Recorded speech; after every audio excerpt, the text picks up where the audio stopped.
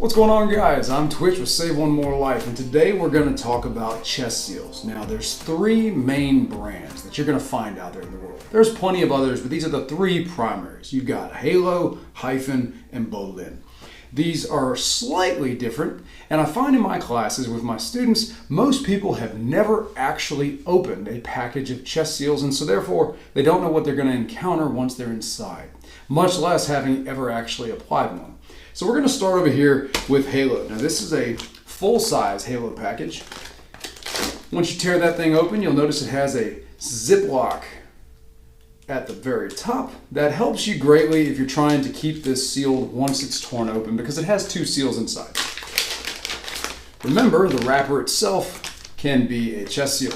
Now this specific packaging of Halo seals has both non-vented seals. There is no ventilation capability, so you need to make sure that you know what you're doing when you're applying this to a casualty, because you run risk of creating a tension pneumothorax if you don't know what you're doing.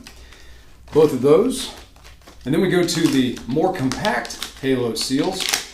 And in this one, it's got a vented and non-vented, but notice the difference of packaging.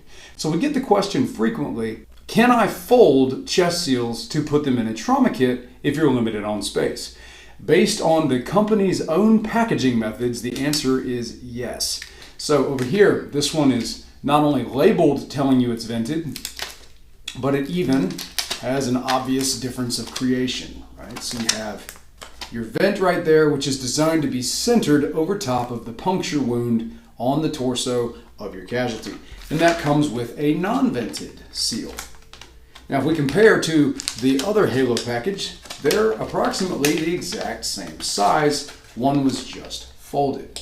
So it will still definitely work. Reasoning for the one vented, one non-vented, in case you don't know, is if you had to apply these to the chest, in theory, you wouldn't need all of the chest seals to be vented. You just need one per side. Just do your own research, make your own purchasing decisions. From there, we get to the Hyphen. We'll do one of the full-size Hyphens first. Now, an immediate difference in these is Halo came as a twin pack in a single package. Hyphen comes as two individual packages. We have just one here.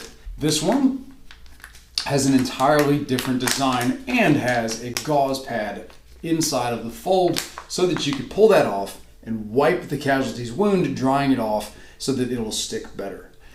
And obviously, high visibility red tab and a more squared surface area you're dealing with here works just as well. And the vents are an entirely different design, but they do still work. These channels here will allow air and fluids to leave the chest, again preventing a tension pneumothorax. Here we have a mini Hyphen. If you open that up, you'll find that same gauze pad, but a much smaller chest seal. Gauze pad. So this right here feels to me to be more similar to like a 4x4 size gauze pad.